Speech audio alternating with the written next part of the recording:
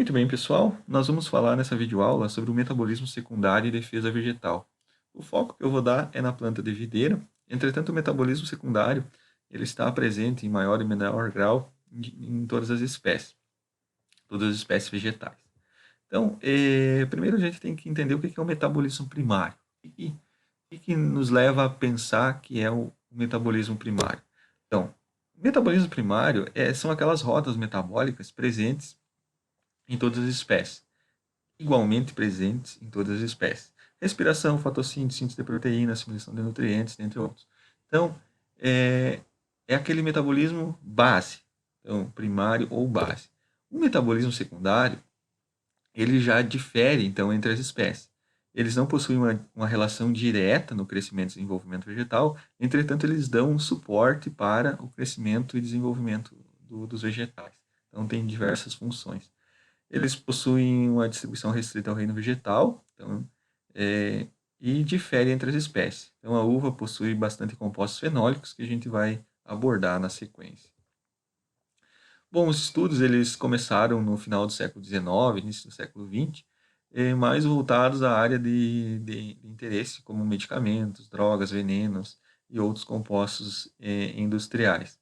Então, a maioria dos compostos secundários, eles estão associados à defesa da planta, então contra herbívoros e infecções.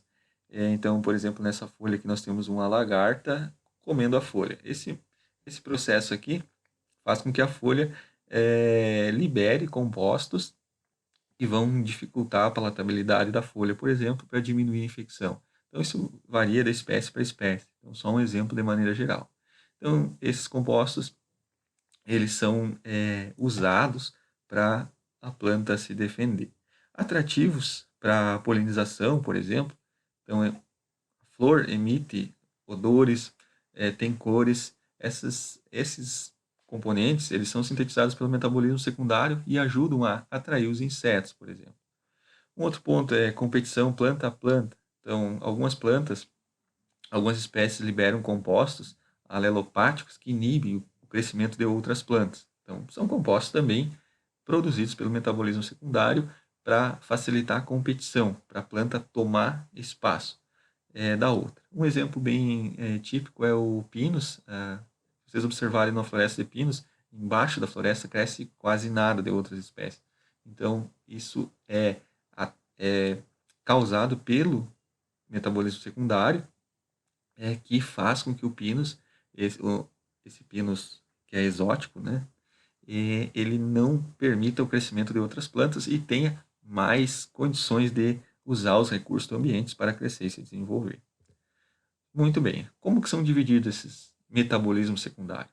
Então, eles basicamente são três grupos: terpenos, compostos fenólicos e compostos nitrogenados. Nós veremos na sequência cada um deles. Antes disso, um pouquinho da rota de síntese. Bom, a síntese desses compostos secundários, elas partem do metabolismo primário. Então, parte do metabolismo que é comum a qualquer espécie. Então, podemos ver aqui metabolismo primário, piruvato. Onde está o piruvato, por exemplo? O piruvato ele está na final da glicólise, que é da respiração. Então, do piruvato, então pode ir acetil-CoA e rota do ácido mevalônico e formar terpenos. Ou o fosfenol piruvato, ir para a rota do ácido chiquímico e formar compostos nitrogenados ou compostos fenólicos. Então, a síntese desses compostos secundários, eles partem desses compostos, partem, né, do metabolismo primário. Muito bem, terpenos. Então, os terpenos eles são a maior classe de compostos secundários, são formados a partir do acetil-CoA, então, piruvato, acetil-CoA, lá da respiração.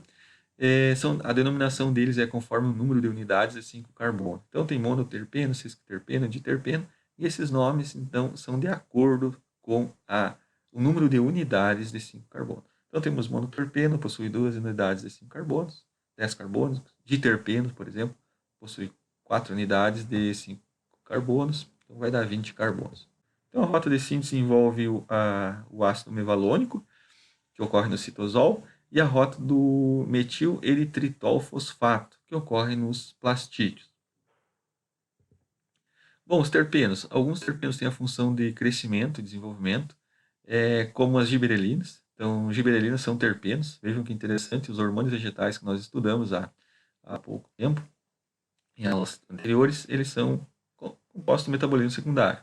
Então, giberelinas são diterpenos, brasinoesteróides são triterpeno, carotenoides, então, que dão a cor vermelha, laranjada, são tetraterpenos. O ácido abscísico, lembram, o importante hormônio vegetal relacionado à abertura e fechamento estomático e resposta ao estresse hídrico.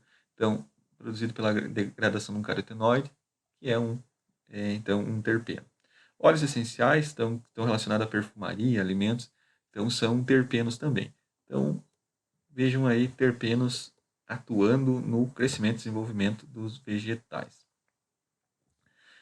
Limonoides também são terpenos de frutas cítricas, possuem o sabor amargo. Limonoides, então, estão presentes nas frutas cítricas em maior concentração, certo? O azadiractina, que é um limonoide da planta de Nim, que é uma planta onde se extrai esse óleo chamado óleo de Nim. Então ele é comercializado para você aplicar nos vegetais para repelir insetos. Então é um composto natural produzido pela essa planta chamada Nim, que é um terpeno que tem a função repelente. Bom, a uva durante a fermentação ela libera açúcares dando aroma varietal. Então esses aromas são terpenos. Tem mais em variedades brancas, como eu acredito que vocês já tenham conhecimento em função do nível que vocês estão no curso. Alguns compostos terpenóides, então, são importantes para esse aroma. Então, temos linalol, citronelol, nerol e vários outros. Cada um confere um aroma característico, certo? Saponinas também. Saponinas eles são usados contra a defesa de fungos. Então, elas formam espuma quando são agitadas com água. Essas saponinas, então, são terpenos relacionados ao crescimento vegetal, à defesa vegetal. Muito bem, compostos fenólicos. Então, vamos para o segundo grupo. Então, compostos fenólicos, como o próprio nome diz, ele tem um fenol. Ele serve como atrativo para polinizadores ou dispersores de fruto, né, para agentes que dispersam, propagam a espécie, para proteção contra a radiação ultravioleta, patógenos e herbívoros, e reduz o crescimento de plantas que são competidoras, né? Aqueles compostos alelopáticos que eu falei no início da aula. A biossíntese desses compostos fenólicos envolve a rota do ácido chiquímico e tem uma enzima muito importante chamada fenilalanina, amonialiase. Fenilalanina, amonialiase é o nome da enzima, que tem essa sigla PAL, que é uma enzima chave nessa rota dos compostos fenólicos, certo? Então, baixa nutrição, alta luminosidade, infecção por fungo, elas ativam essa enzima e promovem uma maior síntese de compostos fenólicos.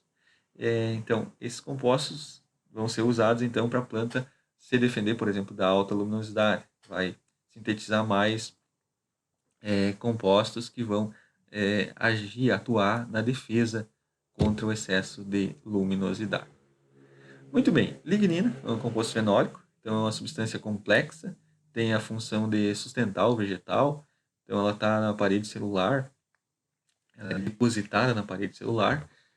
Além da resistência, ela tem uma defesa contra a herbivoria, ou seja, ela dificulta a palatabilidade pelo animal que estiver consumindo a planta. A lignificação bloqueia o crescimento do patógeno, então é uma resposta à infecção. Então, quando o patógeno ataca a planta, ela tende a sintetizar mais lignina para diminuir a palatabilidade. Mas, como são separados ou agrupados esses compostos fenólicos? São dois grupos, flavonoides e não flavonoides. Dentro dos flavonoides, nós temos vários outros compostos. Então, temos antocianinas, flavonas, flavonoides, isoflavanas e taninos, certo? Vamos passar estudando um pouquinho cada um deles. Então, aqui tem uma outra classificação, não flavonoides e flavonoides. Então, um grupo semelhante ao que eu passei anteriormente aqui para os flavonoides.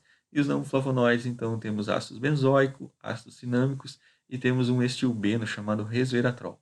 Esse resveratrol, ele é muito falado aí na mídia, né, por ter funções muito benéficas para a saúde humana. Então, o resveratrol, composto que está no vinho, que vem lá do metabolismo secundário da uva, é um composto fenólico, não flavonoide, um estilbeno, que confere esse benefício para a saúde humana, né? Principalmente lá na redução do colesterol ruim, certo?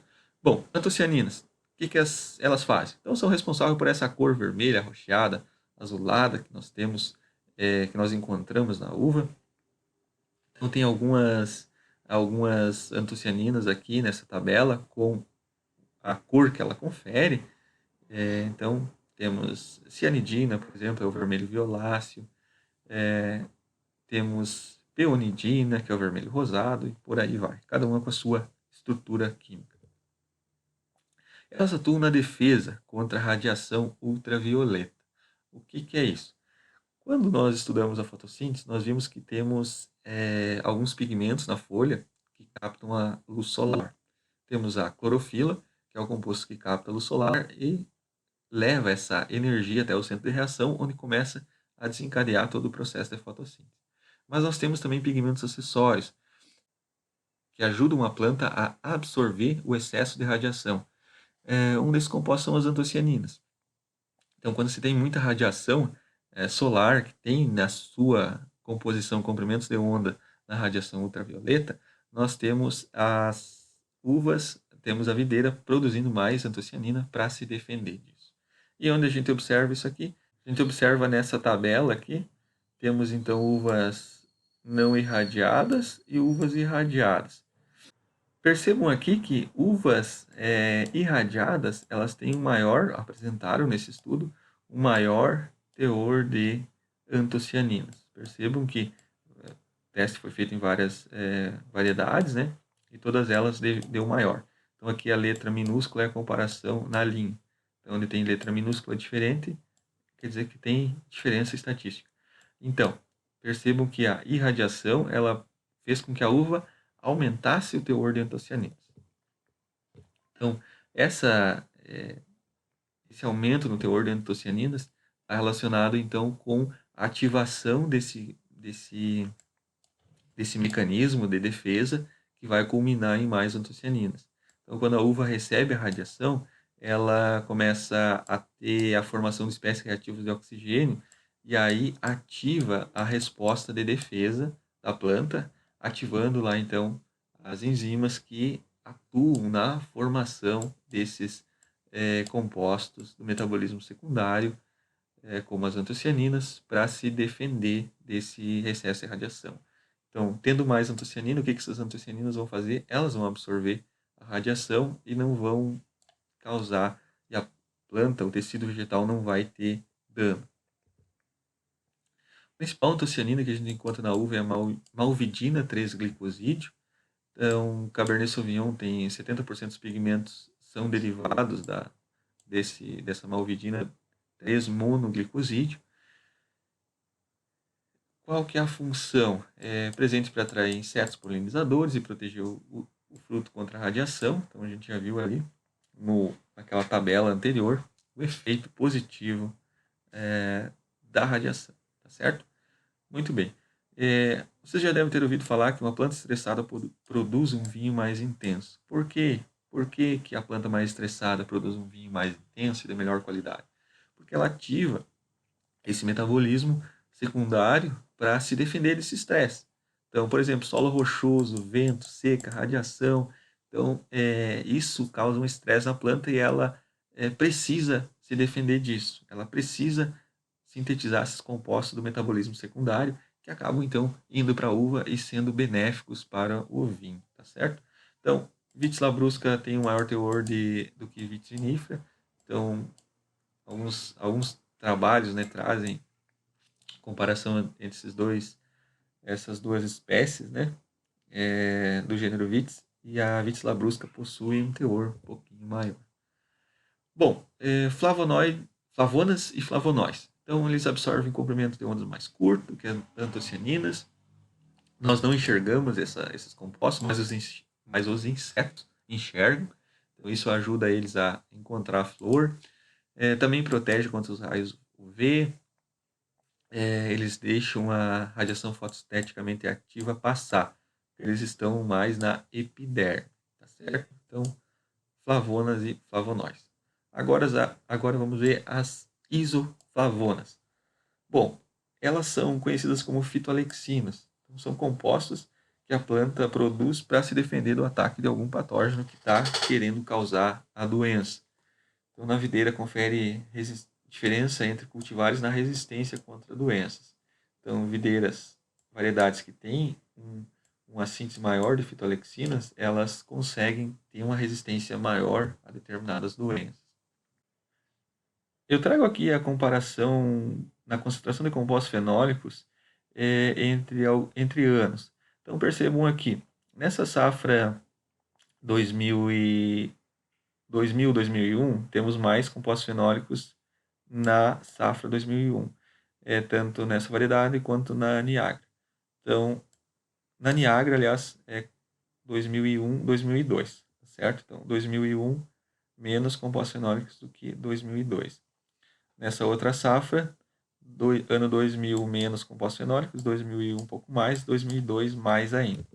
Se nós olharmos os dados climáticos que essa autora traz, podemos perceber que na safra 2000, 2001, então já no ano 2001, nós temos uma temperatura média mais alta, ou seja, temperatura média quase 1 grau acima aí, do ano anterior, pode ter sido o causador dessa maior concentração de compostos fenólicos.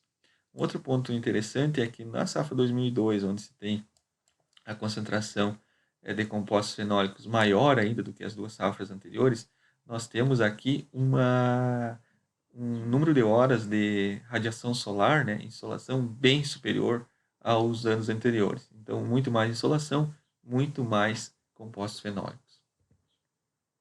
Os compostos fenólicos também eles têm aquele efeito alelopático que eu falei anteriormente.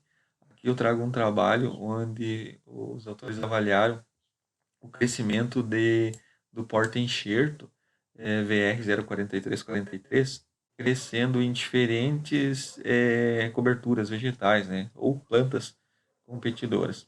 Percebam aqui que o dente de leão e a gorga eles reduziram bastante o crescimento do porta-enxerto, tanto de massa fresca de brotação, comprimento de raiz, número médio de raiz. Então, essas plantas, elas, aqui eu trouxe uma fotinha aqui para vocês verem, elas inibiram, então, o crescimento do porta-enxerto. Ou seja, essas plantas estão liberando compostos alelopáticos, compostos do metabolismo secundário delas, que inibem o crescimento do porta-enxerto. Bom, fitoalexinas na videira. Agora são compostos também do metabolismo secundário, entretanto, usado pela planta da videira para se defender, certo? Então temos dois compostos, o resveratrol, que é um não flavonoide, nós vamos ver depois, e a vinifirina, que eles são compostos que conferem essa resistência contra patógenos. Então, Vitis labrusca tem mais resveratrol e Vitis vinifera tem mais vinifirina, certo? Então, ele confere diferença entre os cultivares na resistência à doença. Como nós podemos aumentar a síntese dessas fitoalexinas na videira? Existe um composto chamado fitofós, que eles têm essa função de promover ou ativar o metabolismo secundário da planta. Então aqui nós podemos ver o índice de doença na testemunha, bastante elevada. Então isso aqui é cultivar Merlot, Bento Gonçalves. Aqui o Ridomil, um fungicida, reduziu bastante o índice de doença. Entretanto, temos tratamentos com fitofós